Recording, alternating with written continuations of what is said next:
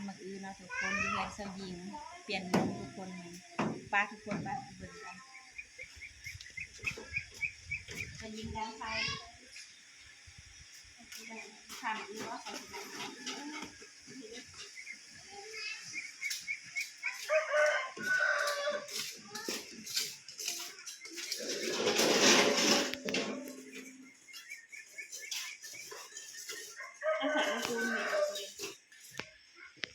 มื้อก่อนเฮ็ดหวานมันแก้วทุกคนมื้อนี้สิมาเฮ็ดหวานมื้ออื่นนะทุกคน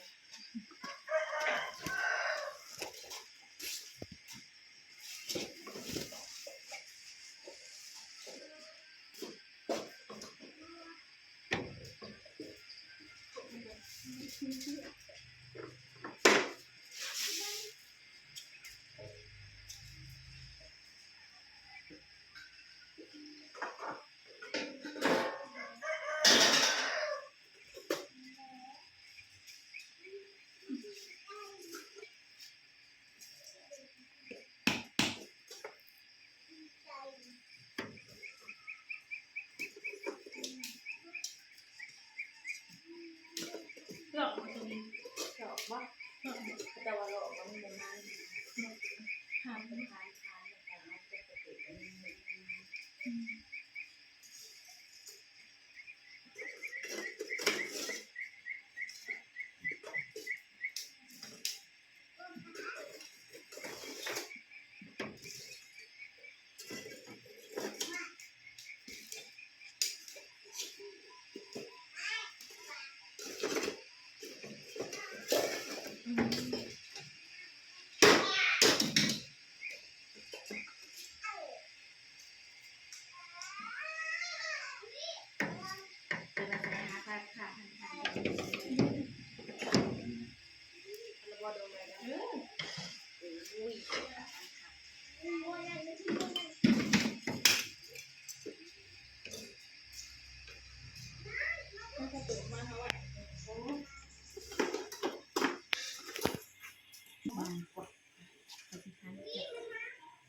มาเด้อทุกคนมากินวันมื้ออื่นน้ำสลินกับสลิงเด้อสะเอิญพ่อมื้อนั้นเห็นที่แม่สลินและสลิงบ่ได้ไปสลิงค่าเวียกมื้อนี้ค่าเวียกคือกันทุกคนแต่มื้อนี้มีลูกค้าแล้วก็เลยมาได้เฮ็ด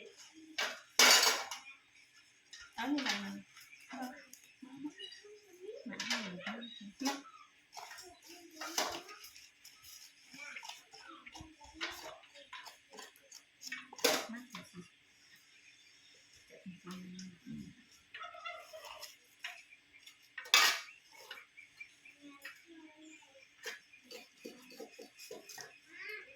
ยินดังไพ่น่ะติดอยู่บ่คือซื่อๆอยู่คือแตกแปลกแปลกนะได้ยินแตกนะ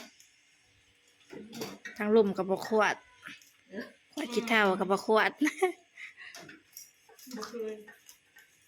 ยหมอบ่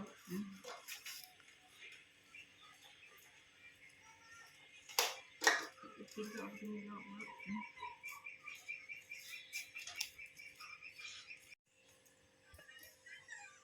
สลินสิเป็นผู้ปอกเปลือกให้นะทุกคนสลินเป็นผู้ค่ะ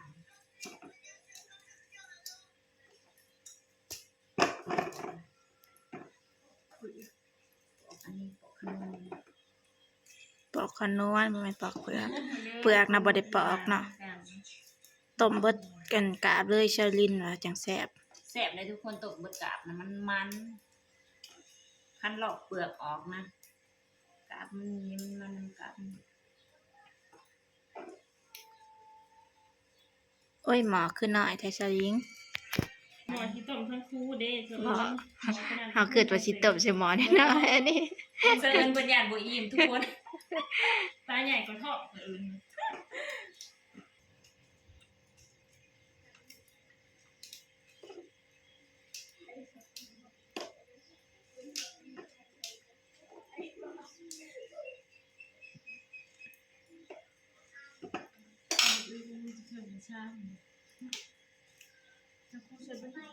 ทางครูบอกใส่เครื่องหรือว่า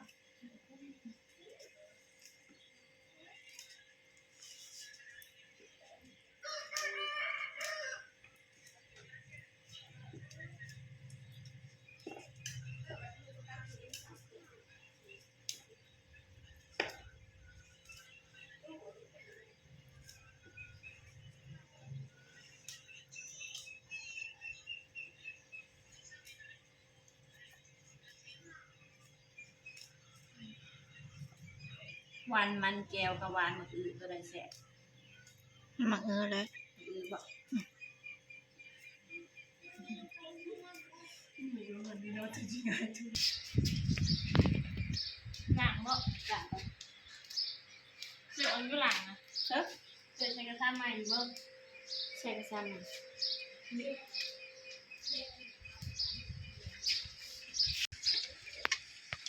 เอามักเออออกมาล้าง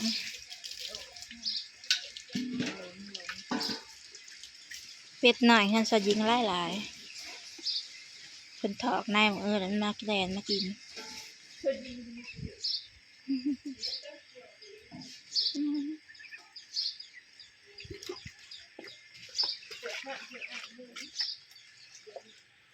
ข้าวว่าคันซ้ำมันจากหน่อยปุ๊บนี่จะทำหิไหมล้างเรื่องแล้วทุกคนข้าวเศษหวานเราใส่สาคูนะทุกคน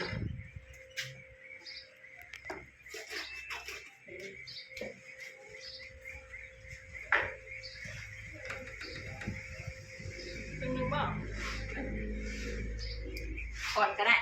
คนจนแบบว่าอันขาวๆมันอันนี้มันบ่เห็นทุกคนอันเป็นตาใสไปเลยเขาเอิ้นตากบตาเขียดบ้านชลินเอิ้นตากบตาเขียดหมอจะมีพ่ออายุ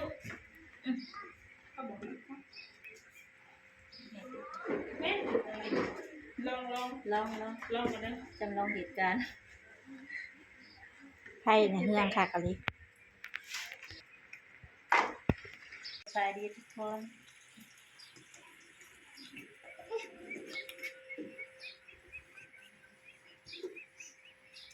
ใส่โฟมใส่ร้าน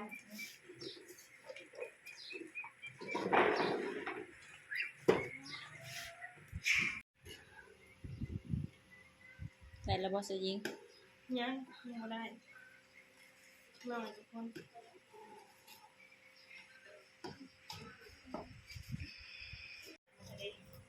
ใช้ยิงเพิ่นหมักงามแล้วทุกคนแม่ตะกูลมะพร้าวมันยังไงงามปัจเจ้าลิ้นกูนะเป็นแนวนี้บ่งามก็จะยิงบอกสั่นต่อทุกคน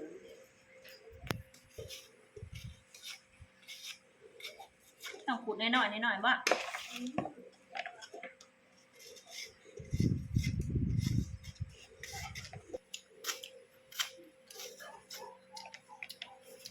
มะพร้าวอ่อนบ่มันทุกคนเช่นว่าอันจะเห็นใจขนมกันเนาะอันไม่ได้น้ำมาจากบ้านนะยังอันมันมะพร้าวกับพงได้นะเบิ่งบ่เหลือเด็ดมะพร้าวอ่อนแล้วมันบนมันแก่มันคนจะแห้งแก่แห้งมัน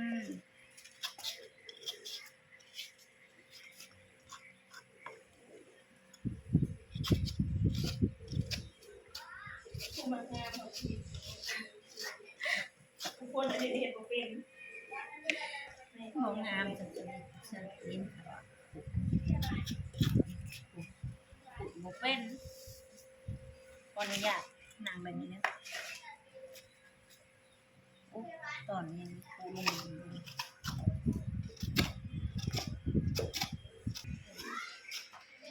มันเรือหมอทุกคนหมอน้อยคิดว่ามันสิบ่ลายปานนี้ฉันสิเปลี่ยนกระเทินมันสิชุกแล้วก็เลย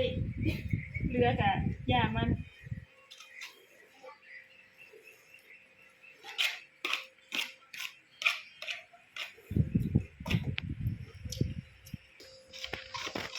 น้อยหนึ่ง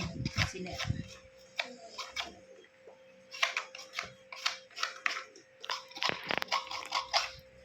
ตอนแรกสิเอากระต่ายขูดแต่เช้ายิงว่ายันบ่งาม เคยยิงแล้วเป็นคนหมักงามเด้อทุก เพิ่น คน ก็เลยเอาแบบแนวมือมาขูด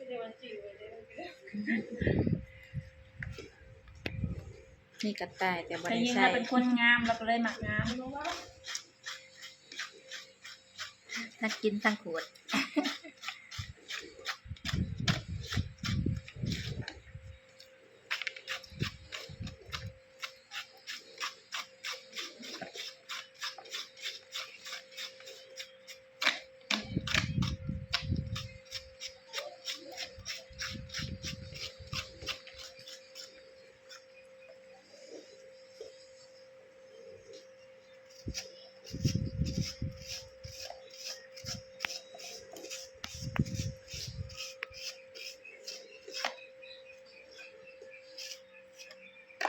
มันบ่มันสิแซ่บอยู่บ่น่ะมะพร้าวก็อ่อน เอากะปิเด้ใส่อันนี้ข้าวโพดหนามันคือชื่อมันงามมันเป็นมะพร้าวสาโคมันเป็นแซ่บไปเด้อพอมีกะทิอยู่ดิ ๆคนก็สิคือมะพร้าวอยู่บ่เนาะทุกคนมะพร้าวนี่อ่อนแล้วมันบ่มันอันนี้ เป็นคนที่ไหนที่เด็ดหน่อยส่วนมะพร้าวหาว สลินกับมะพร้าวหาวคือกันเด้อ อย่าจะระหว่างมะพร้าวอ่อน แห้งหาวแห้งมัน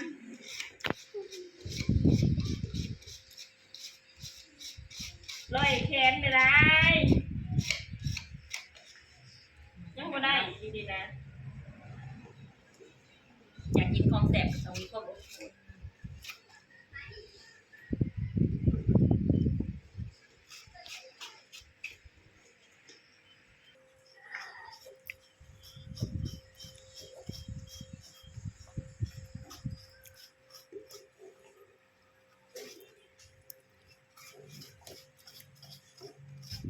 เสะเอิญแล้วก็ขูดงามเด้อทุกคนเราเป็นคนผูงามแล้วก็ต้องขูดงาม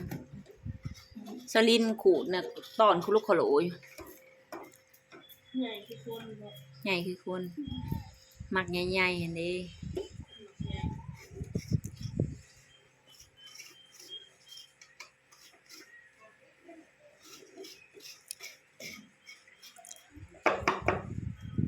มัน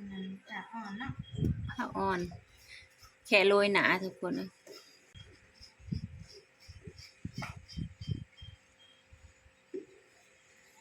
ได้หรือยังสาวหญิงยัง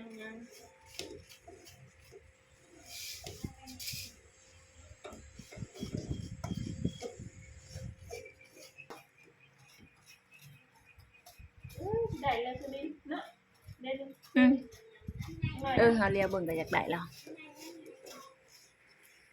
ไก่สิพอแล้วทุกคน เอาไปเจ้าน้ำเย็นแล้วก็ตองเอาไปตอน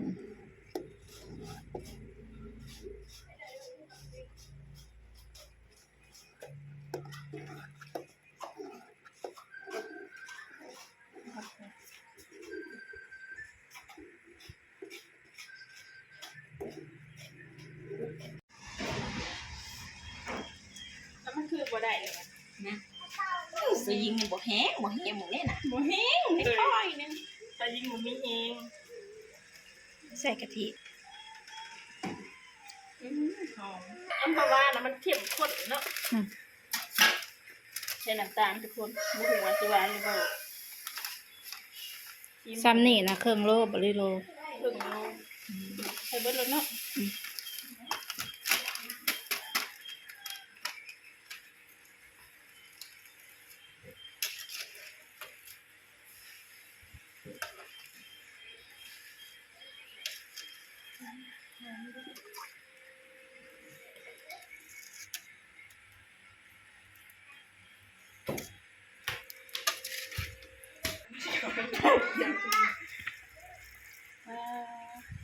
เด้งเด้งเด้งเด้ง เด้งหมูเด้ง สังคูกับเด้งทักขนาด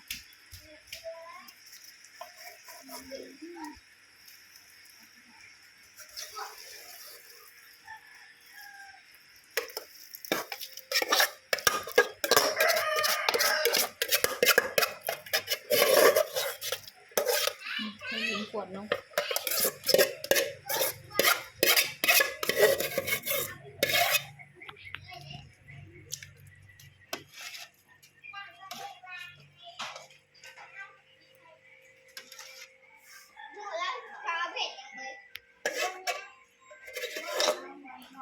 อันนี้ก็คือมะพร้าวแล้วทุกคนโรยหนาไม่ต้องใส่ เป็นมะพร้าวอ่อนก็เลยโรยหนาก ะทิก็ใส่ตังหาก เพราะว่าแต่งหนาให้ขึ้นงาม ความสวยความงามต้องมาก่อนจ้า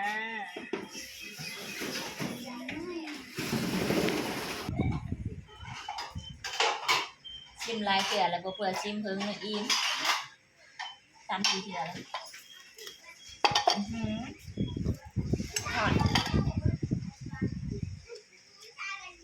เสิร์ฟตักเสิร์ฟ ไปมักตะกุบตะเขียนเลยค่ะ จังเอาเองเด้อเพราะว่าจะกินน้ำจุ๊บ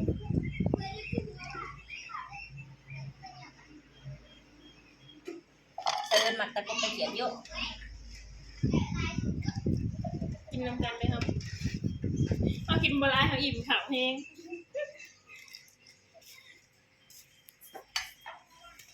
กินข่าวแล้วไม่มากินหวานมันก็อิ่มเลยค่ะทุกคน ตอนนี้เขาจะเอิ้นน่ะสมกับโตเด้อทุกคนเด้ออ้วนแน่ก็กินหลายแน่ แล้วจะยิงกินบะไรไหนจะเอิญจะลิน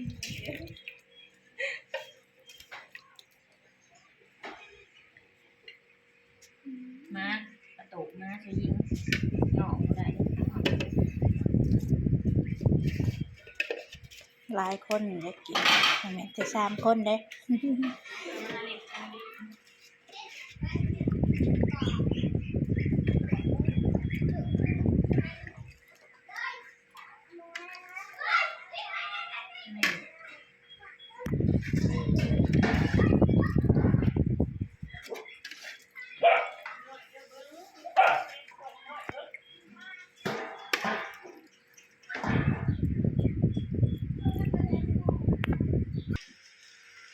เอาไปเสิร์ฟเด็กๆเบิ่งแน่เด็กๆหลายๆเด็กๆกะ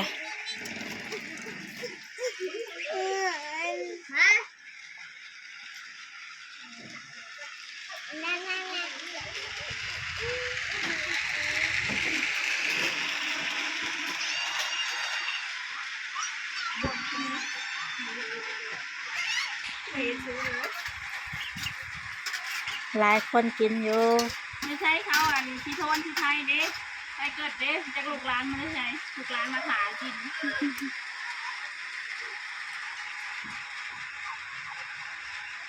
นารินนางกินคนเดียวอยู่สิอย่าลืมอิ่มท้องสวยทุกคนคนเดียวนะ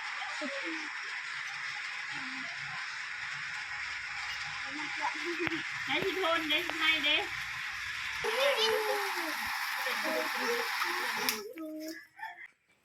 เพิ่นผู้นี้น่ะบ่ได้ให้กินน้ำเด้อบ่แม่นหยังดอกเพิ่นห้องกะลูกแต่ไข่ตรงนี้จ้อย ยังอายอยู่ก็เลยบ่ให้กิน อืมยังอายอยู่ กินกระยาเด้อไข่อยู่เด้อประเทศเธอหนาจังกินเด้อโอ้ย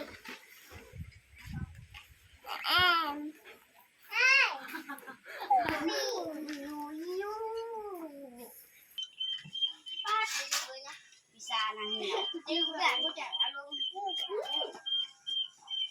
เป็นอะไรเด็กๆแซ่บบ่ บนละเดี๋ยวนี้อะไรอร่อยกินบดเด้อป้าคนสวยถึงเวลา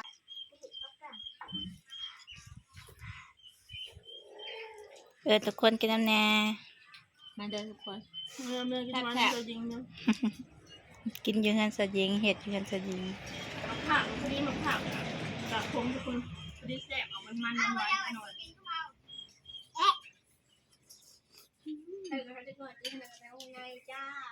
มาเด้อทุกคนกินไว้มื้อน้ำสะเอิ้นเด้อ คลิปนี้ก็ขอจบเพียงเท่านี้เนาะขอบคุณมาก